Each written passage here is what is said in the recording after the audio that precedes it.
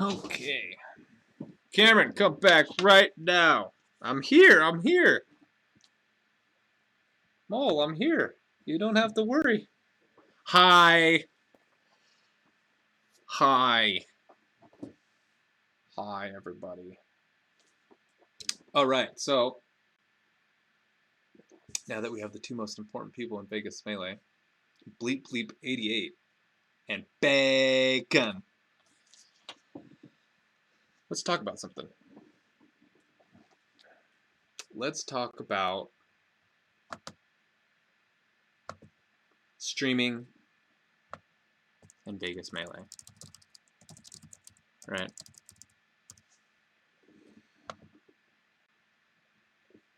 First of all, let's put on a video here. Okay.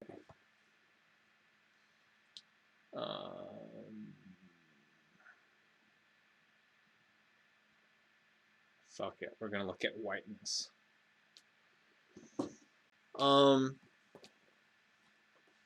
Yeah, right now the PSG computer is not the best thing in the world, and streaming's inconsistent there. Commentating's inconsistent there. Attendance is inconsistent there. Yeah. So instead of, trying to guilt the players or tournament organizers or the venues into getting a stream, so then I will show up to your event. I decided that I'm going to give $25 to whoever streams our events,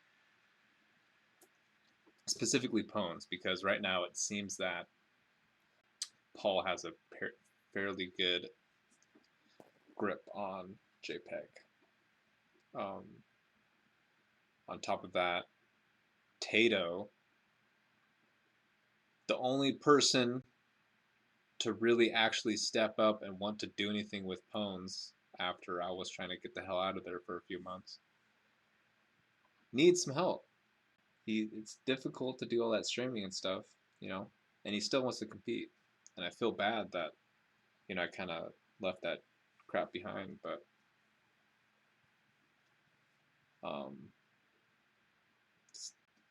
it is what it is, man. I would like to be there all the time, but I know that all those weekends I probably won't anymore with hitbox stuff. Yeah, I remember actually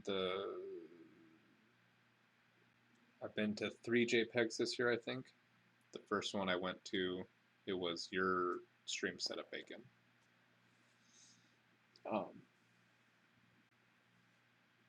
Yeah. I don't know. I'm in agreement with I think what Dan was saying in that thread of TCs, that the streaming and YouTube stuff wasn't the things bringing people in, even when it was consistent. However, I think it's good to have a consistent streamer that is not the TO. I also think it's good to have consistent commentators. Seamus, I'm talking to you. Marco, I'm talking to you. Whoever.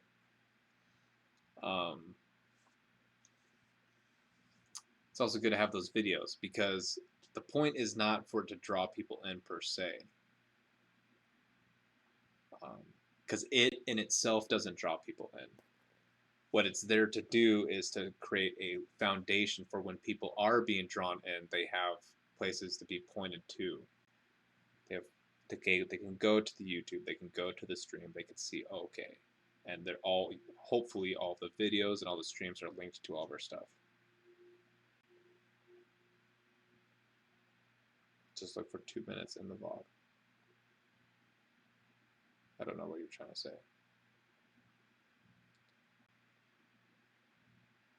I don't personally like looking through VODs to find my things, but if I'm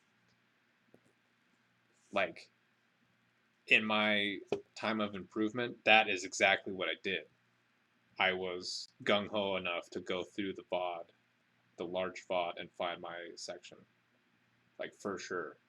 So I could understand that. Yeah, exactly. Yeah, if you want to improve, you're gonna be digging through that either way. The VODs aren't, but the VODs aren't for the people trying to improve. The VODs are for the people that have been shown a direction towards your community and are looking for some sort of whatever. I say that because TC mentioned, VG Boot Camp being able to drop people in like that. VG Boot Camp was not just a streamer VOD person for um, a local scene. In fact, they were not that. They were most known for doing major tournaments. And that's how they drew people in. It wasn't the fact that they were a consistent streamer for a local scene. It was the fact that they were a consistent streamer for majors, and that drew people in. And once they started really streaming for the local stuff, that's when it started drawing people in. It was not them being the local streamer that did the thing. Does community have any committed, passionate TOs, not just people who do it because they have to?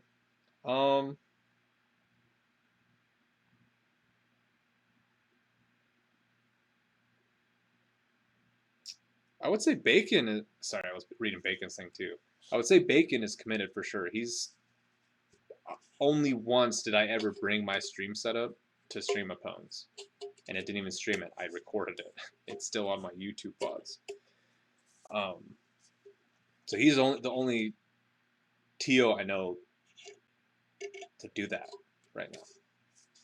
He's dude. He's if you question his commitment, there's like 10 years of commitment that you're gonna have to question because he's been doing it for quite a while. That's the thing. The difference though between like me and Bacon is I wasn't necessarily focused on competing, so I can focus specifically only on TOing stuff. So I did a little bit. My TOing style was a little different compared to his. I don't know. I don't know if you can say if that's more passionate or committed. It just means that I didn't also want to compete. So there's that. I guess maybe your question is, are there any individuals in the scene that only want to TO and want to do it well and do it for our community? And I don't think there's anybody like that right now. There's no Cameron currently at the moment besides me, and I don't want to do it because I got other things to do.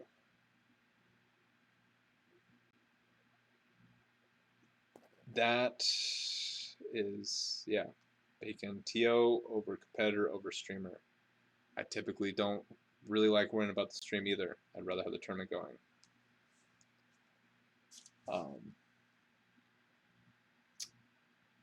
Not everybody knows the VODs automatically go up. Of course, it would be E40 to be somebody that you would remind that of. Don't do drugs, kids.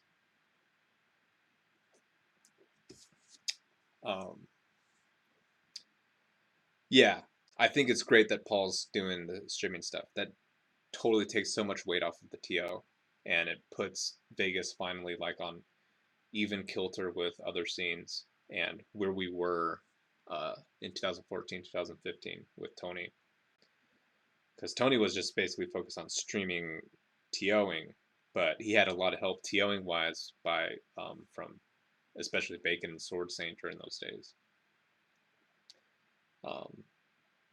Those tournaments are great. But yeah, I don't know. I'm putting my $25 towards that because I think that's more useful than trying to guilt trip a community or venues to do all that stuff. And I hope Paul takes it. He said he would do it if he's available. So far, that's a good positive step. What about the people that are passionate about commentating? Well, yeah, what about them? We don't have very many of those. I am actually one of those people. Marco /AO is one of those people. Seamus, I don't know if he's actually passionate about it per se, but he's very good at it. He had a semi-pro job, or he casted semi-pro Overwatch, something like that. So he's the best person I've ever commentated with that's a Vegas person. The person better than that is D1.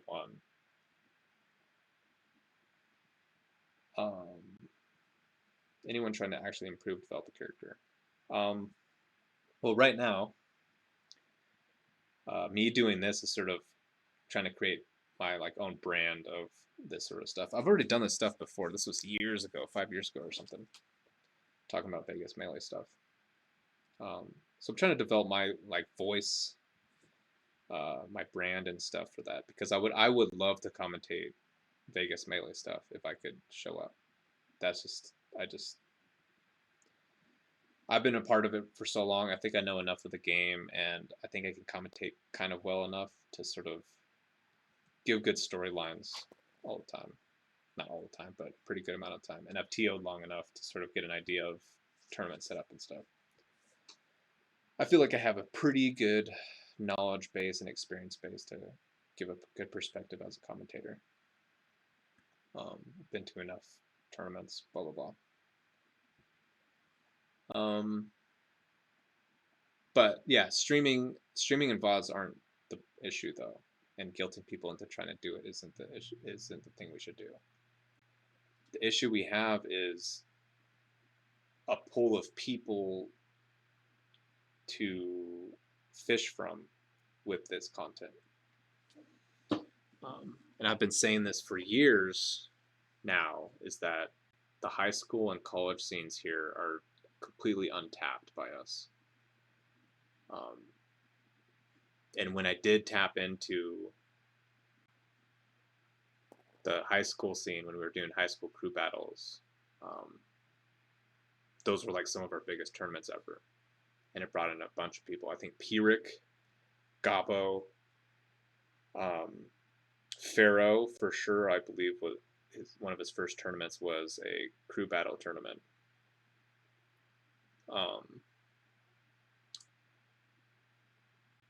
A lot of players, like all the LVAC guys, Aiden, I forget all their tags. I suck, but those are great. Those helped out like an influx of people, and it added a bunch of hype at those tournaments, because sometimes people get tired of, oh, we did pools and we did bracket, blah blah blah. Being able to watch these new kids like Green Bean, like reaction tech chasing people with Falcon, or trying to get sick ass reads with stomps and Falcon punches. Oh no, it's Gabo was doing Falcon punches. That's super hype. All these new players and stuff. But we never really tapped into the high school scene. We were really close. That's the reason why we even have AO, is because of what was happening at UNLV.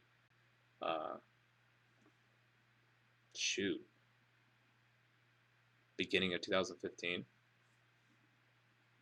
But that died out really quick once I'm forgetting people's names, man. He rock climbs now. He was the one organizing it.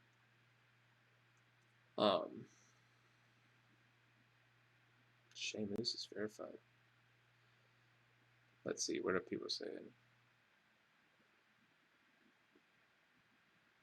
Honestly, if I had the voice to do it, I would love to commentate. Come and try to commentate. You never know if you have the voice or not until you try it. Our biggest player is just busy now or what? That's basically it. But the people that aren't busy, what the hell are they doing? That's the thing. Yeah, Seamus, focus on your game. Seriously. If you want to focus on that, focus on it. Because I know the messages you send me give me better signs of you want to play Melee than you want to commentate it. Grant, yes. Grant Mercer. I don't know if he was at the last bones or not. He ended up working for NASA for a little bit too, or interned or something. But yeah. But nobody from that UNLV thing, like help join the club or anything. Helped create a club or join the 8-bit club after that. On top of that, I happened to befriend somebody that worked for 8-bit and had 8-bit ties. And by befriending them, I made people jealous. And by making those people jealous, I made it difficult for me to contact people within the 8-bit at UNLV to get things going there. Because I offered them CRTs because I had like, what, 30 something CRTs or whatever. I offered them CRTs so they can host Melee stuff at their Friday events. And they never accepted it. And then they just stopped responding to my messages. So that's shitty. But there's only so much I could have done not being a student in UNLV. And the few students that were at UNLV were either too busy with student stuff or just weren't responsible enough to get things going. If we got something going at UNLV, oh God, it would have been so great. And we would not be in this position right now. We would have people coming in. Because every big scene has college players. Every big scene. Every big scene. Why are people degenerates? Hell if I know, man. You tell me.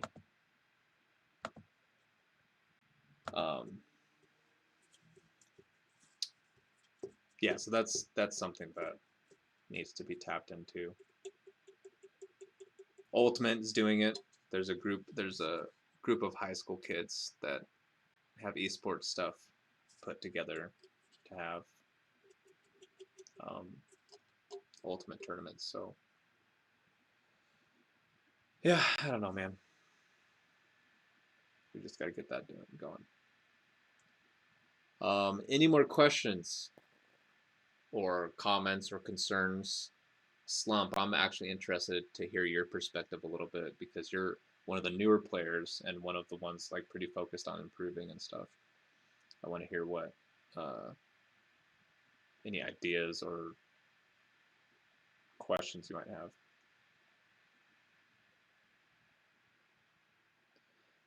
Yeah, you were at UNLV when it was the Dark Ages.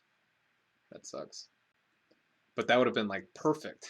It's like not so many tournaments happening, so we would have had the clubs that could have helped out a little bit, and it would have already been set up by the time the documentary happened and everything blew up. Also, Tristan, if you want to send me the link to your Siege clip, go for it. I will have to stop at 10 though, guys, because I'm gonna watch V for Vendetta because it's November 5th.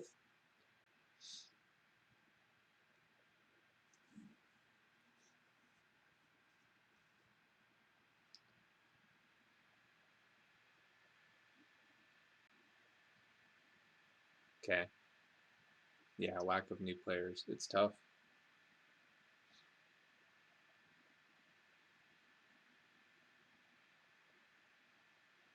You and Wacko came like right at the right or wrong period. I don't know exactly.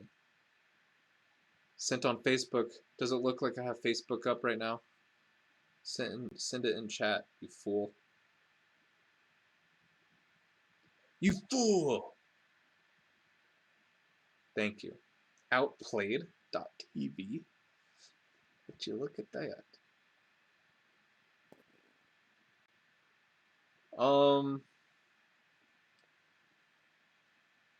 That's not a bad idea.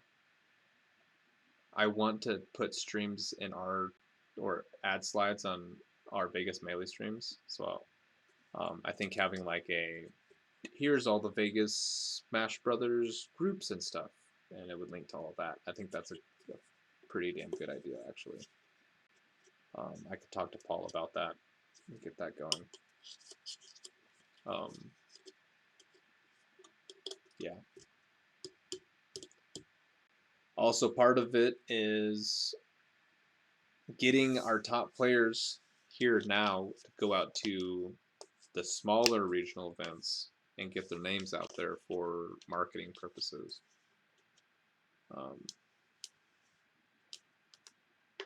I was telling Marco about this. Because he's like, basically said something along the lines of,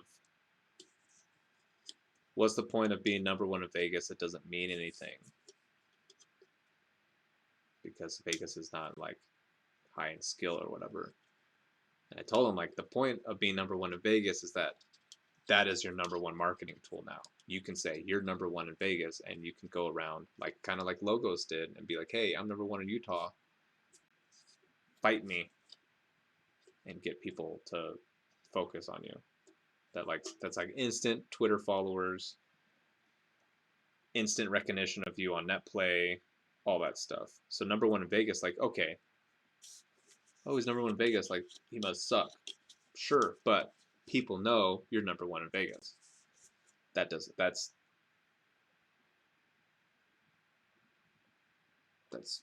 thing. It's a marketing tool, the rankings. People need to go to other events and express that stuff. No high schoolers know about Melee. They all play Ultimate, so that would help. Or our event dates on there. Getting some of our players to events. Exactly. Exactly.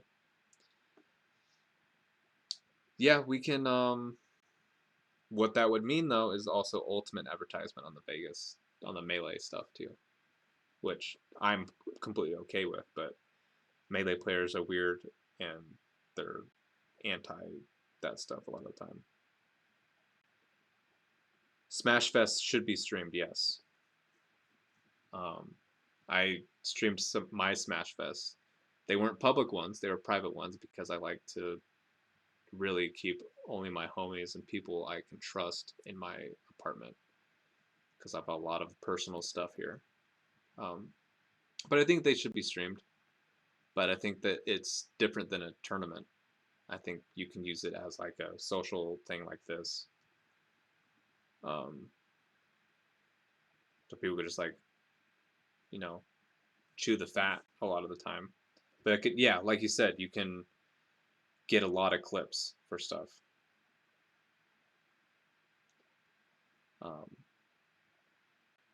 Yeah, that's fine for the outreach we would get.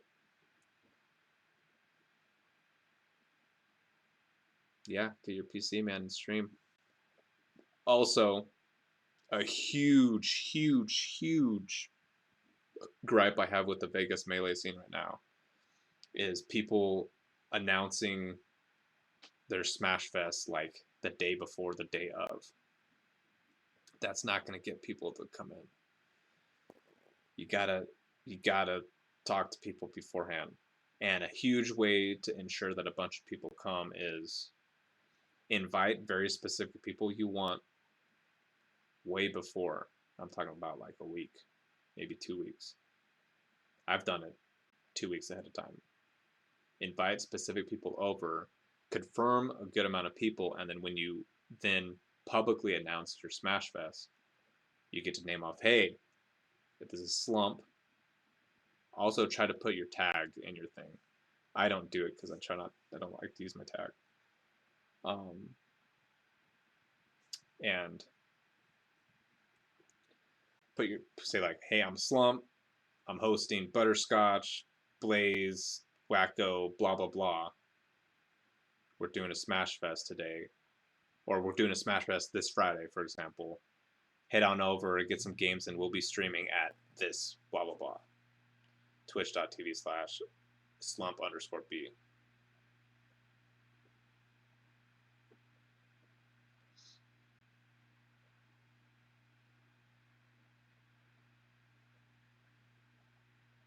The classic hosting right now for 3 hours. Yeah, I believe everybody in Vegas has their little group chats. That's perfectly fine.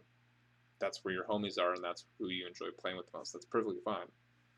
But if you're trying to have big Smash Fests, and if you really are trying to help improve the growth of the scene, You gotta make them public after that, and you have to announce them like a week ahead of time, if not 5 days.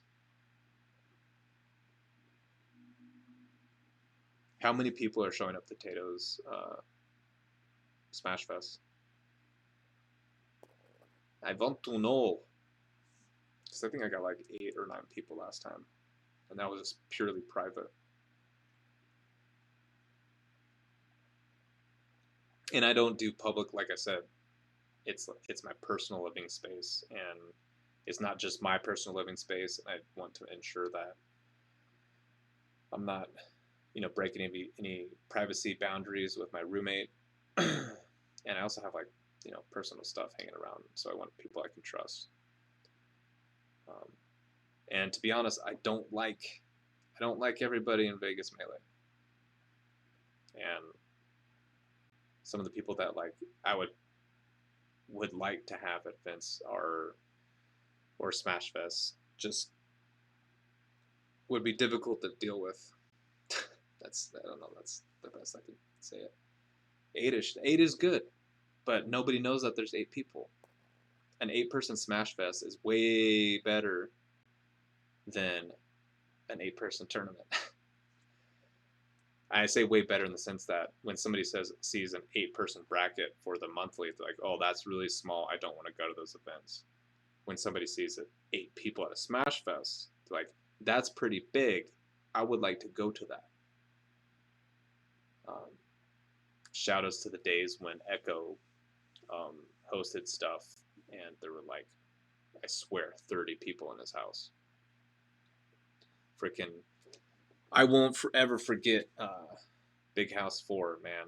That was such a great viewing party. It's like a huge ass Smash Fest, one of the best top 8s ever. We all watched it. Those were the days. Those were the days. Somewhat secret info right now, but as some of you may know, I work for Hitbox. Ding.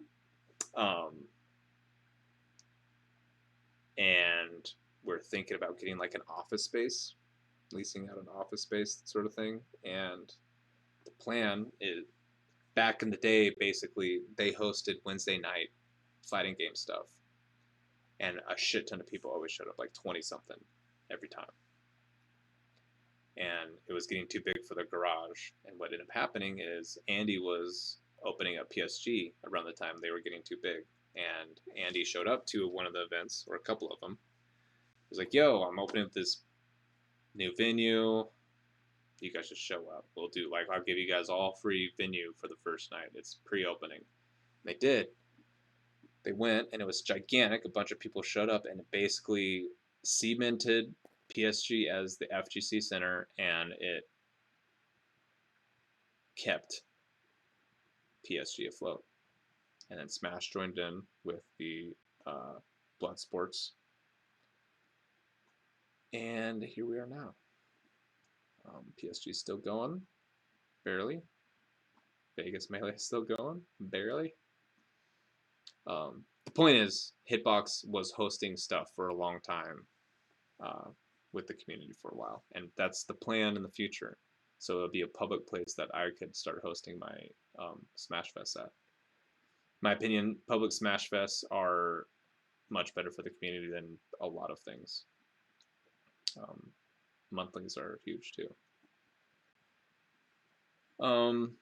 Yeah, so Slump, yeah. No, like, our goal right now is basically the large portion of the office space would be for the fest itself, and we'd have we'd have like our because we have to film content and stuff, and we do R&D stuff, so we'd have separate rooms for all that. But the main space would end up being for Smash Fest. We want good internet, and it would be parking everywhere, hopefully close to like a fast food place.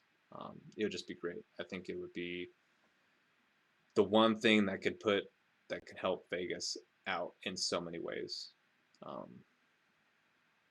Who films that stuff? Just wondering. It's different filming than what you do, Costas. Speaking of which, depending on when your graduation is or whatever, we're thinking about sending you with us to Genesis to basically do like an event overview where you'll just like film our booth and film a bunch of the event Smashbox players and stuff. I'll talk to you about that later. But yeah, right now there's no public place where Melee can sort of thrive. GameWorks probably could be it. On Tuesdays. But the room for CRTs is not there. However, I believe their monitors are okay for stuff, for HDMI converted stuff. So, yeah, the future is potentially very, very bright for us. We just have to be in a good position to do it. And like I'm never gonna give up on Vegas Melee. Just because I'm not TOing anymore and doing all that stuff doesn't mean I'm not always still thinking about what I can do to help. And that's one thing that I'm trying to get past Dustin, one of the owners of Hitbox. I was like, we have to help out the Melee scene here. We need new top blood. I agree. New top blood.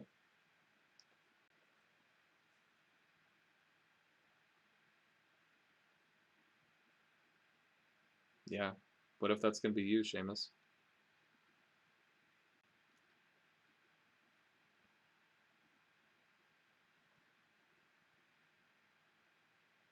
A Smash House. If I got a Smash House, I don't know if I can do a Smash House, man.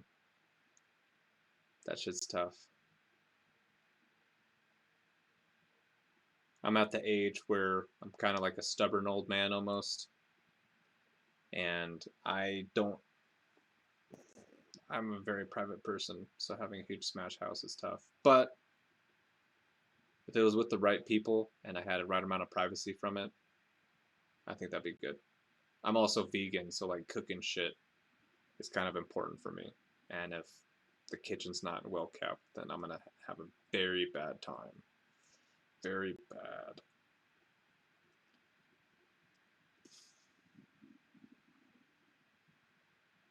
Yeah, if some random top player moved here, that'd be pretty cool. Okay, anyways, I think that's about it. I think Slump got I trust you, Tristan. I trust you, okay? I would also play a shit ton of music with you, so that's message me, actually. Let's talk about other stuff.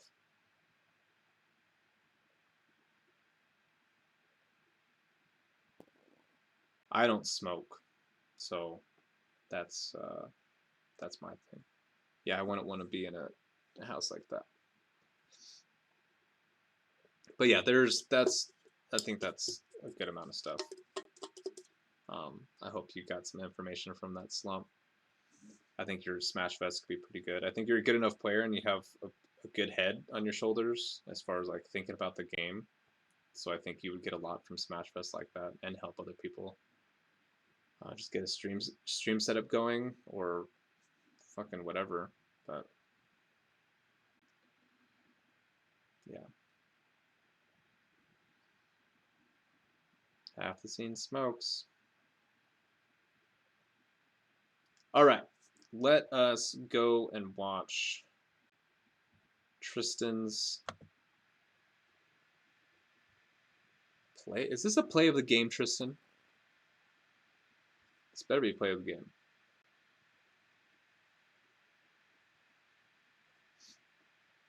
Just say no smoking at it. I've done that before. No smoking and drinking.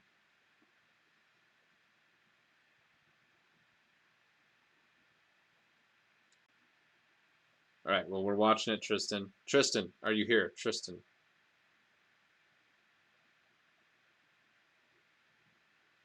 I'm not pressing play until you say go. Hi. Okay, here we go.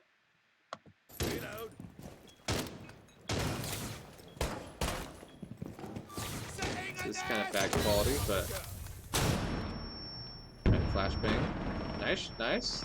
Nice little angle shot there. I have no idea what's going on. Oh, you can angle your fucking gun in this game? That's pretty cool. I played a lot of Rainbow Six Vegas when I was young. Reload! Reload! 15 seconds left. Ooh, almost got it. 10 seconds to go. Op 4, Right in the last op nuts. standing. Friendly, last operator standing. Oh! Op 4 eliminated. Let's fucking go, Tristan. Successful.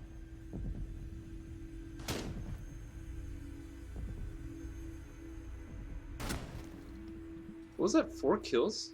You got at the end? Reload! Setting a net! No, the movement is sick. No, I agree with you.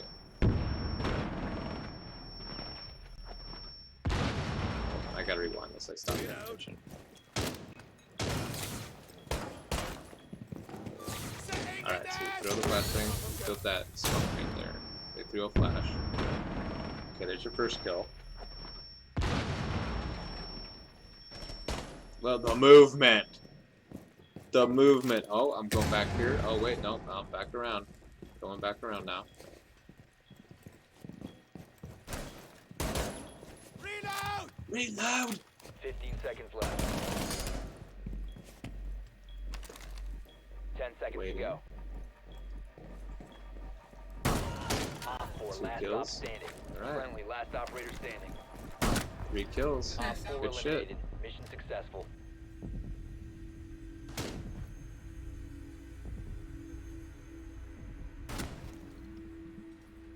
Here's a team deathmatch. Op 4, last Oh, op it was a standing. time limit. That's why he rushed you. That was a good position to have at the end.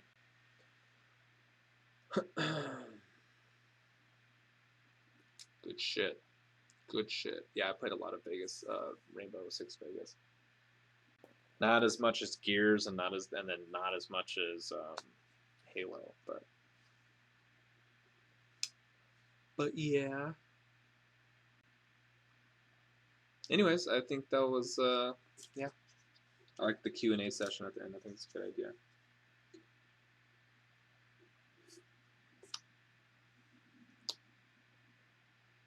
Halo 3 died. See, I wasn't there when Halo 3 died. Basically, I'd fully converted to Smash Brothers before that happened.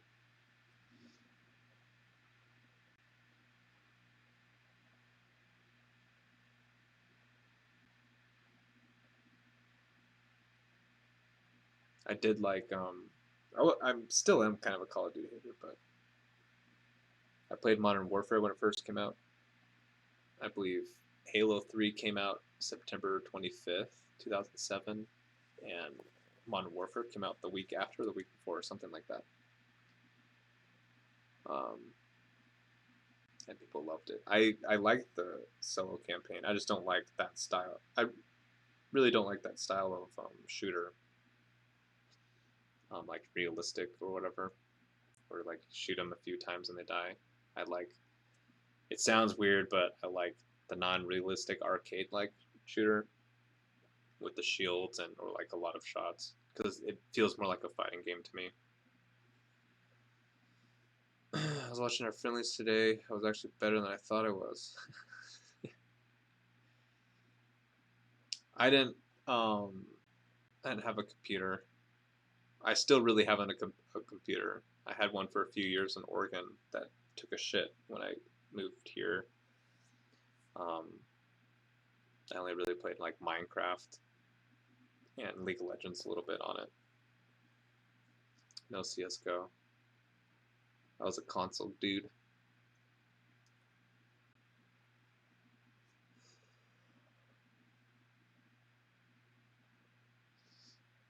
But yeah, I like the arcade style. Yeah, even so, even if I did, I don't think I would like CS:GO. I just don't like the fact that there's like a lot of one shots with I don't know. It's Halo feels so much more like a fighting game. Oddly enough, so does like Overwatch or things like Team Fortress, especially objective style stuff. Well, even considering the objective style stuff. I don't I don't understand how people can watch shooters as an esport. I think they're horrible to watch. Like they're only enjoyable to watch if you really actually understand how the game actually plays. It's like the problem with baseball is like baseball is really fucking enjoyable if you understand the game through and through. But when you don't understand it, it's just like really fucking slow, nothing going on, and it's boring until somebody hits the ball and it goes over the fence. CS:GO is a lot like that because you have to like change perspective so much and it could be so overwhelming um, that I don't know. It's like you have to know the exact like perspective this person is and understand the sort of things they want to do. I feel like MOBAs can kind of skip that a little bit, and especially more so than RTSs because you have a bigger view of things. Um, but fighting games are like the best spectator fucking esport ever because everything is on the screen right there.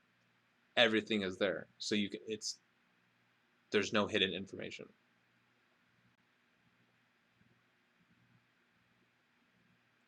Rocket League is really fun to watch, but even that has some of the first-person shooter and even MOBA limitations.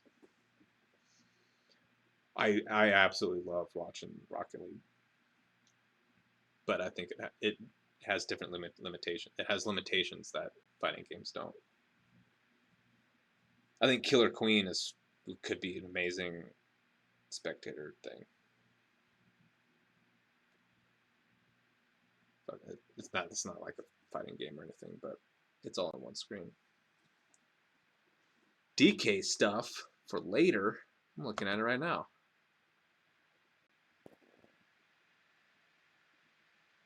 Third chair melee chain grab guides. Oh, this is the dude who does grabs on Fox, Falco, and Captain Falcon. DK will be able to start moving or re-grabbing again at the same time for every character. Interestingly enough, putting the opponent on DK's back to start the cargo carry is affected by weight, but this doesn't affect the timing of the chain grab. DK should also always jump cancel his grab, as it allows... I learned something new, so we will put this on the watch later. See, I even have an ASMR playlist because I watch so much ASMR. Killer Queen is so fucking cool. You hate Overwatch.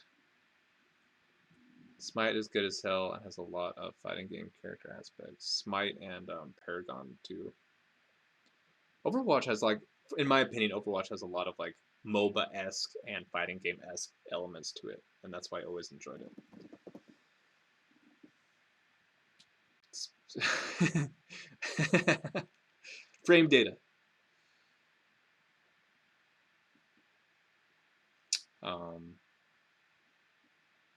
Team Fortress is better than Overwatch, though. I played a lot of Team Fortress on Xbox 360, and quite a bit on PC. I would play on my friend's PC in Idaho.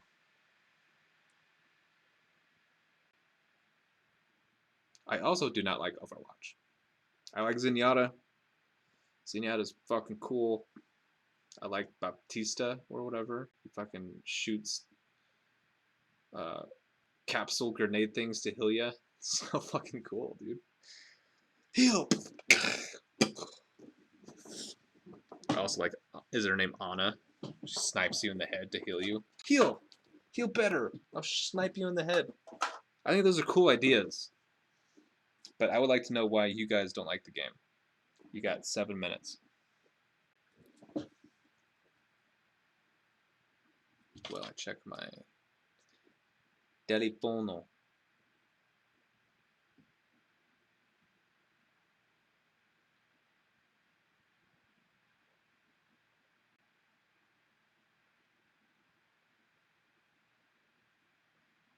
Apparently, Zeta was here.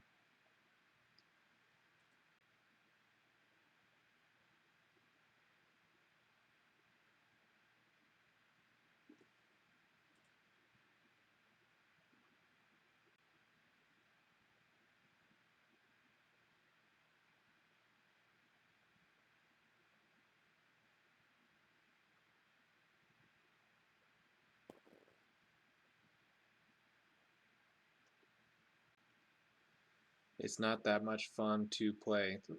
That's the worst critique I've ever heard of, like, I don't like Overwatch. Overwatch sucks because it is not fun to play. Like, that's obviously, it's like Overwatch is not fun to play because it's not fun to play.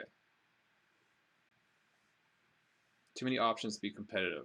No rock, paper, scissors. Just rock versus paper versus scissors versus rockets versus helicopters versus dragons versus rats versus cats versus cave monsters versus chunky squirrel. When it comes to an FPS, it's not as skill-based as I would like it, and certain characters, even classes in general, are OP, making it not enjoyable. Melee is fucking enjoyable and it has some dope-ass OP characters. I don't think any sort of imbalance like that should make a game completely out of the ordinarily bad. That's just my opinion, though. I think if Overwatch took a more like League of Legends ban phase, I feel like it's more balanced, but I don't know shit. I played it over 500 hours, Hanzo mostly. It's mostly because they kept balancing it to the point that it wasn't the game I liked anymore.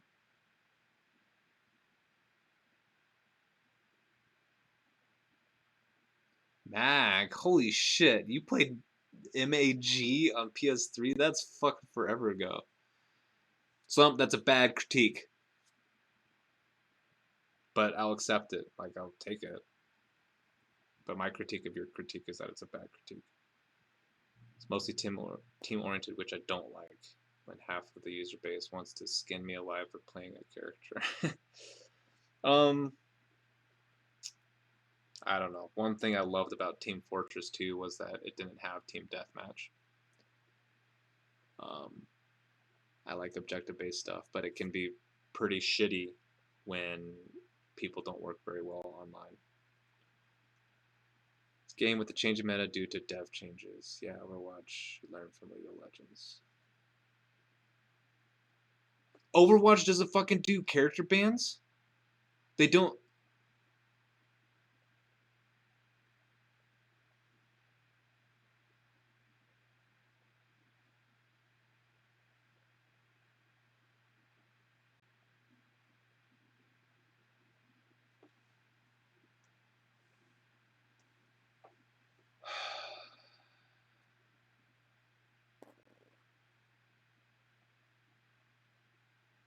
That is fucking horseshit.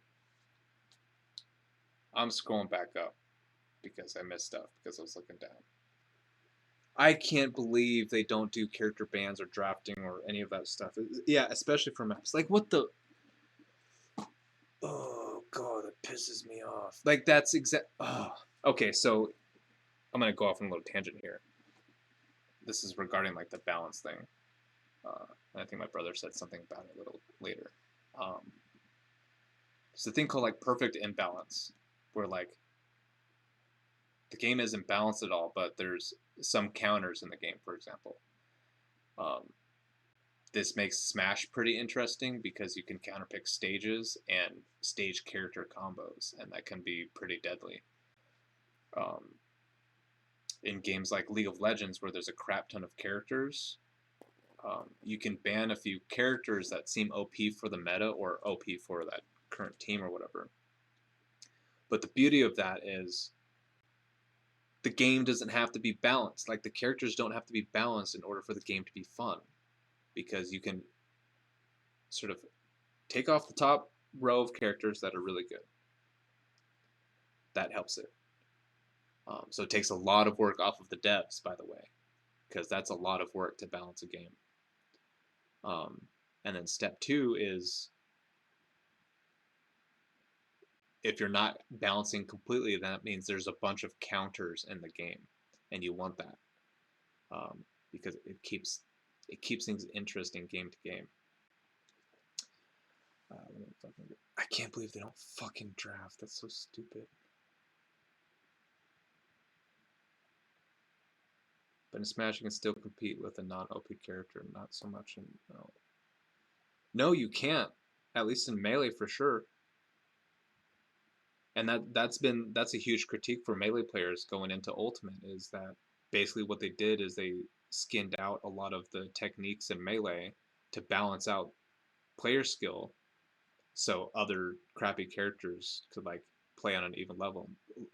So there's a lot more like neutral interactions, or interactions are heavily favored toward neutral options in the newer Smash games, because they took out all this, all these techniques and stuff. The characters are still crap, but because there's more neutral interactions, it seems like they're much better.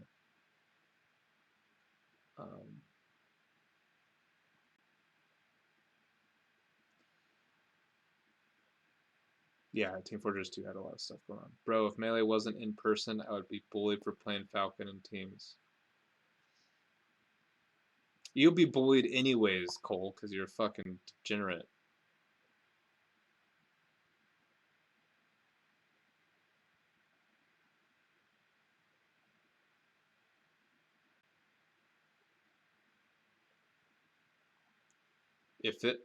I will ban you if this is a crappy gift. Oh, this is a great gift. I love this one. This is one of my favorites. I was there. What was it, September 15th, 2015? Oh, JPEG! Look at Mewtwo King. He's so happy. Oh my god. I had to fucking TO that pool too. We're just gonna keep that running there.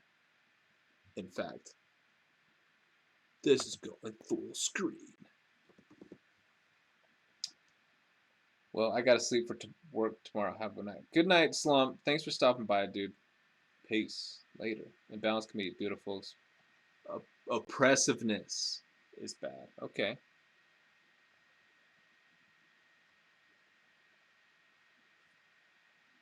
I guess it depends on how we define oppressive. But Melee is very healthy because it has like a good set of like 6 or 7 characters or whatever. It's probably 6 characters that you can argue could be the best character in the game, in my opinion. Like Falcon could be top 3, and Falcon like gets trashed by a couple characters, Sheik and Falco specifically.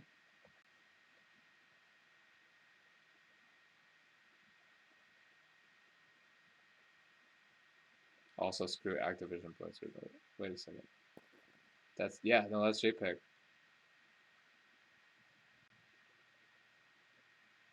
That's so good. That was such a fun event.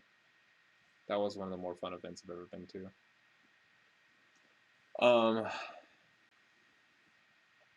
Activision Blizzard. I just recently met somebody that works at Blizzard, and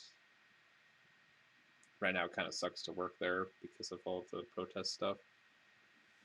Can't blame all the workers that are working for them. It's like the top decisions and whoever's forcing those people to make the top decisions. And while I'm here, support for Hong Kong for sure, and also Epstein didn't kill himself, and free Tibet.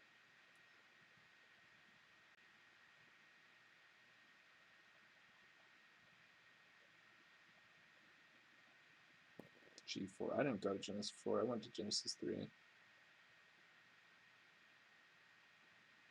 Also, screw all those people that were saying that Blizzard was trying to like change the narrative of online by purposefully leaking Overwatch 2 being announced. It's like the Hong Kong shit that happened when BlizzCon was already announced and gonna happen. Overwatch 2 was already gonna be announced at BlizzCon. Diablo 4 was already gonna be announced at BlizzCon. It being leaked didn't make a fucking difference on what the Hong Kong shit was going on. So all the people that were saying, oh, they're just doing this to change the narrative and shit. It's like, no, they're not. It was gonna be announced at BlizzCon already. So, anyways.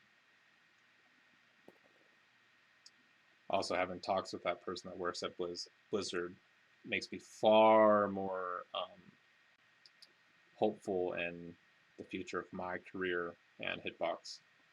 Just knowing like how inefficient things run all over the place.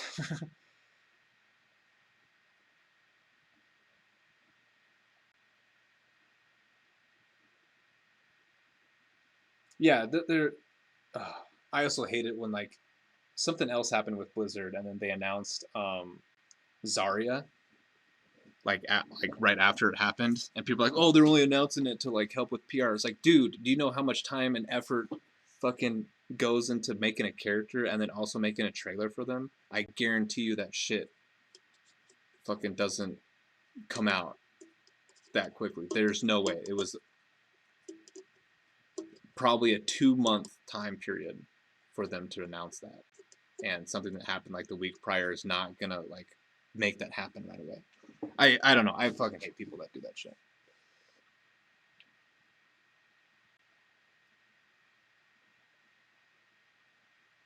No, Hitbox is legit.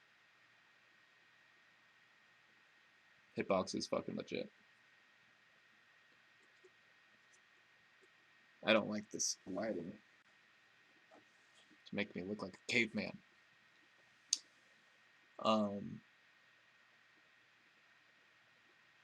Speaking of which,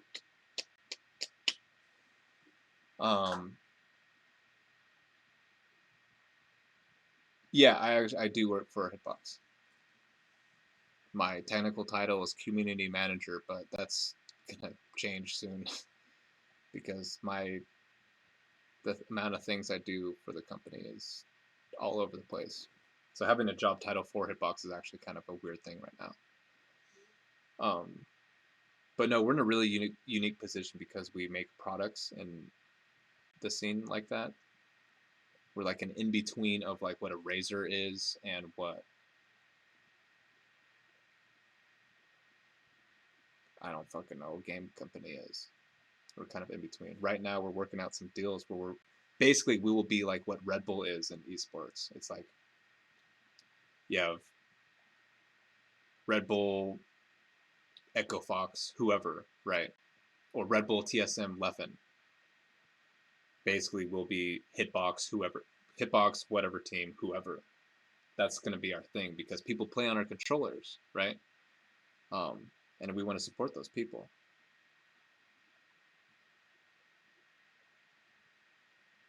You guys got funding from Kickstarter only. I thought no, that kick-started controllers.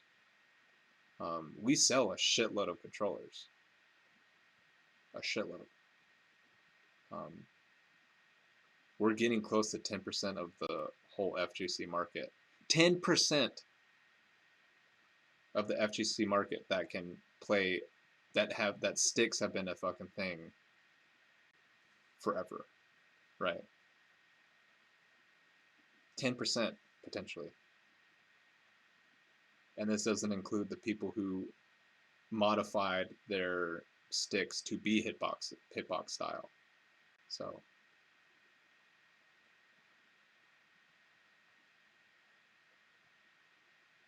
this clip is so great.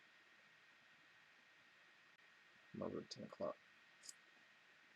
How much is esports growing exactly? I haven't really caught up in the past year. It kind of depends on what your question means. Honestly, it's kind of stagnant.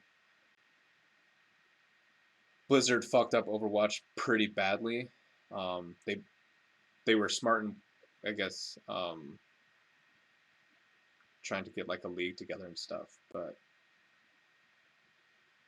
they fucked up the game obviously. Fighting games specifically.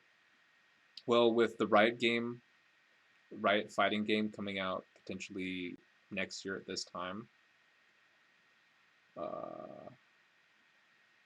that could change a lot of things.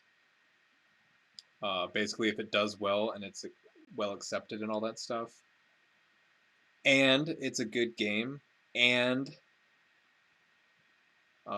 they find a way to hold on a second. they find a good way to monetize the game so it doesn't kill them, then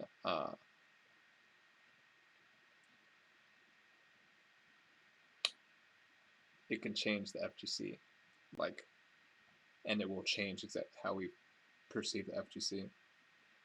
In like 2 years after that, it will completely change everything. If all those line up. If it's a crap game, FGC is not going to pick it up, and it could potentially not change the FGC at all. If a lot of people like it, it will shift fighting games a little bit in the future. So like a few years after it comes out, then fighting games will shift a little bit. And if they can't make a good model to make money off of, it's not going to last at all. It'll be like a 1 year sort of thing, 2 year thing, sort of like Heroes of the Storm. It'll just fucking be forgotten.